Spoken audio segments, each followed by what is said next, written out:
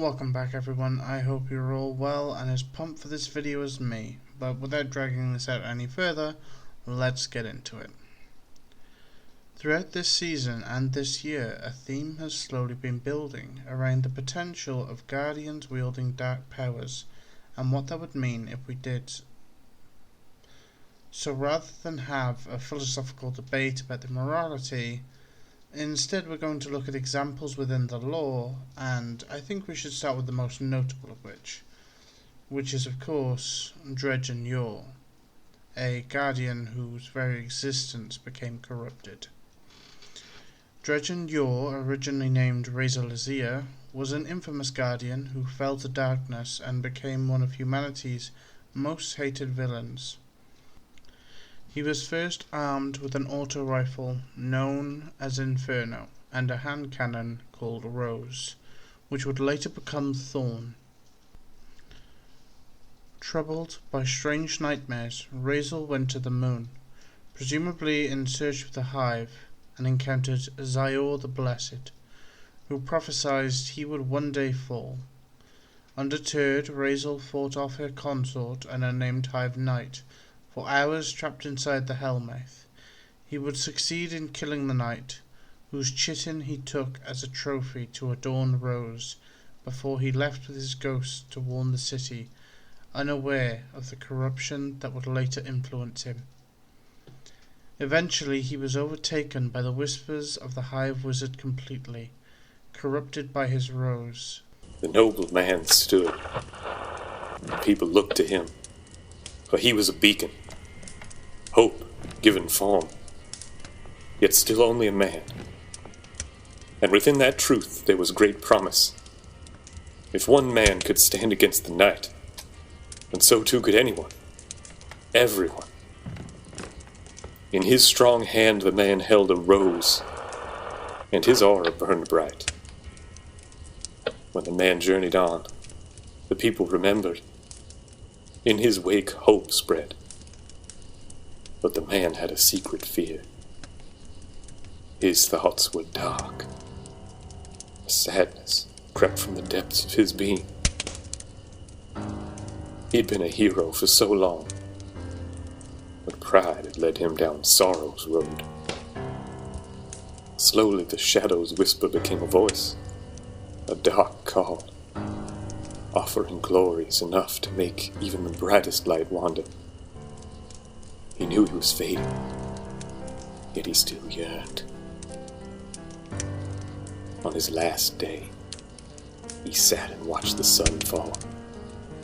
His final thoughts, pure of mind, if not body, held to a fleeting hope. Though they would suffer for the man he would become, the people would remember him as he had been. So the noble man hid himself beneath the darkness no flesh should touch, and gave up his mortal self to claim a new birthright. Whether this was choice or destiny is a truth only known to fate. In that cool evening air, as dusk was devoured by night, the noble man ceased to exist. In his place, another stood. Same meat, same bone, so very different. The first and only of his family, the sole forebear and last descendant of the name Yor.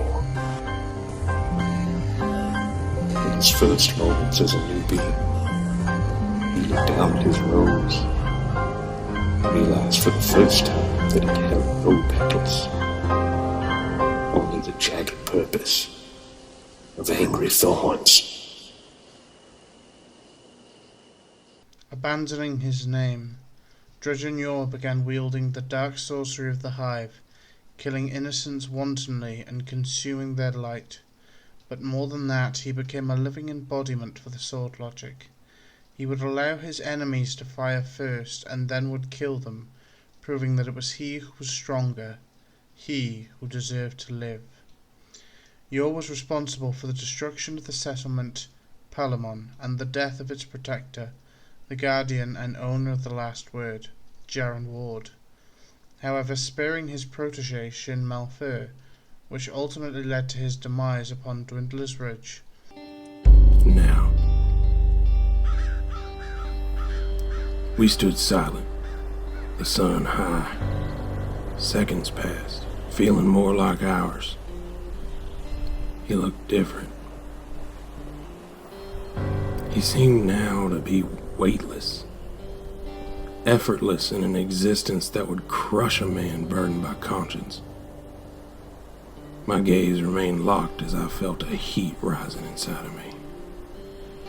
The other spoke. Been a while. I gave no reply. The gunslinger's sword, his cannon, that was a gift. My silence held as my thumb caressed the perfectly worn hammer at my hip. An offering from me to you.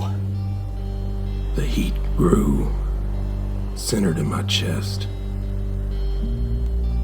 I felt like a coward the day Jaren Ward died, and for many cycles after. But here, I felt only the fire of my light. The other probed. Nothing to say. He let the words hang. I've been waiting for you. For this day. His attempt at conversation felt mundane when judged against all that had come before. Many times I thought you'd faltered.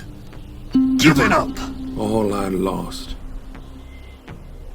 all who'd suffered, flashed rapid through my mind, intercut with a dark silhouette walking towards a frightened, weak coward of a boy. The fire burned in me. The other continued. But here you are. This is truly an end. As his tongue slipped between syllables, my gun hand moved as if of its own will. Reflex and purpose merged with anger, clarity, and an overwhelming need for just that. An end. In step with my motion, the fire within burst into focus. Through my shoulder, down my arm, as my finger closed on the trigger of my third father's cannon. 2 shots. 2 bullets engulfed in an angry glow. The other fell. I walked to his corpse. He never raised his cursed thorn, the jagged gun with the festering sickness. I looked down at the dead man who had caused so much death. My shooter still embraced by the dancing flames of my light. A sadness came over me. I thought back to my earliest days, of Palamon, of Jaren. Leveling my cannon at the dead man's helm, I paid one final tribute to my mentor, my savior, my father and my friend. Yours, not mine. As I closed my grip, allowing Jaren's cannon, now my own, to have the last loud word.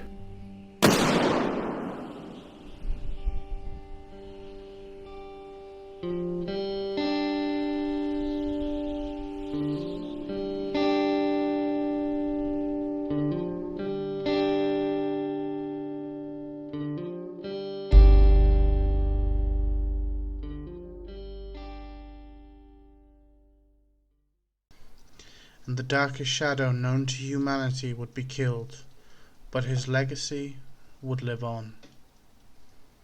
This puts us perfectly onto the next field of intrigue, which is the Shadows of Yore.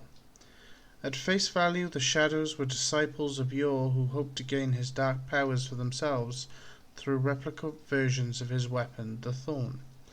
However, if you delve deeper, unlike Yore, the Dredgen's true purpose was not to abandon the light, but to toe the lines between the light and the dark, wielding both without submitting to either, but also to lure and weed out those too weak to toe the line and would fall to darkness. Most interestingly of all, the Dredgen's founder was none other than Shin Malfur, going by the alias Zaya Orsa. So we've seen the powers of the dark corrupt, and we have seen those who have been able to wield a weapon of dark intent without corruption. That said, it's pretty clear that it's not a perfected system, as the Dredgens have had to weed out those that were too weak to balance it. However, in this next story I hope to offer you a contrast. This next story will show you that light isn't always right. For this we look into the Ghost Stories lore book, in particular the story called The Ghost Hunter. The speaker's warnings were clear. Always mind the light. If you feel it fraying, you've strayed too far. There are places even the traveller's light cannot reach. Now here I am, lost in the shadowy pastiche known as the reef, and not a single tether of light touches me. But that is what my guardian wanted. His name is Cyrell, and Cyrell called me Strain. I found him on the far edges of Mercury, in a valley that the Vex transformation had never reached. He seemed resilient, unwavering, old and wise. I'd searched so long for my better half that I didn't hesitate. If I had considered but one moment more, I might have sensed just how tired and burdened and tangled his soul truly was, and I would have left him in peace, and I would not be a murderer of my kin. Cyrell told me we came to the reef in search of a Woken. He had heard stories of how this far-flung offshoot of humanity had returned to Sol with unparalleled knowledge. He believed they had the answer to a question he refused to share. I know now, however, that he really came here to spare me. He confessed he could not bear another battle, nor fight in the name of something no one could possibly understand. Though he could not remember his past, he knew, deep down, that he had already fought his last war. He couldn't kill me. I was his friend. He doesn't kill friends. He wouldn't kill himself either. That was cowardly, weak. And if the ghost's sole purpose was to raise the dead to kill in the name of unexplainable forces, he could no longer let that happen. He would end the cycle. He would spare his brothers and sisters in arms. He would let the dead rest. Years later, I saw Cyrell again, clad in wretched-looking armour, dragging a chain of dead ghosts in the name of peace, still searching for an Awoken who could answer the one question that has haunted him since his rebirth. If you are a ghost who has not yet found your chosen, let this be a warning. Cyrell the Ghost Hunter will end your search for you. If you are awoken and perchance have the answer he seeks, please do not keep your secret from him. Your life depends on it. A tragic story for sure, but one of importance. Not everything that wields light is good. Look at the warlords of the Dark Age, for instance. With this in mind, we can now establish a baseline that this season has been prudent about, that light and dark are tools to be used, or at least that is what the 9 suggests, both within the Prophecy Dungeon, having us wield both light and dark in order to survive and conquer it, and also through the invitations, In the previous videos I mentioned that the 9 had encountered 3 who transcended their design, and that I believe that means truly wielding the powers of both light and dark in balance. Thank you very much for watching. I hope you've enjoyed this episode. Now, this is both a shout out and credit being given where credit is due. During the Dredge and Yore section, you heard 2 grimoires acted out, and this comes from a YouTube channel called Ghosts&Echoes. And honestly, I only discovered them thanks to a friend, and it was very recently. And it's really amazing. I highly recommend it. Sadly, their last video was 4 years ago, but even still, take a listen, and it got me thinking. Would you all like to hear more lore acted out within my videos? Let me know in the comment section down below. And the YouTube and the website link to Ghosts and Echoes will be in the description for you to go check them out. With just 5 days as of the point of this video being released, there is just 5 days to go until Beyond Light drops. And I'll be sure to keep you entertained until then. As always, thank you for taking the time to watch and listen to me talk. It is more than I could ever ask. Take it easy, everybody, and I will see all of you in the next video.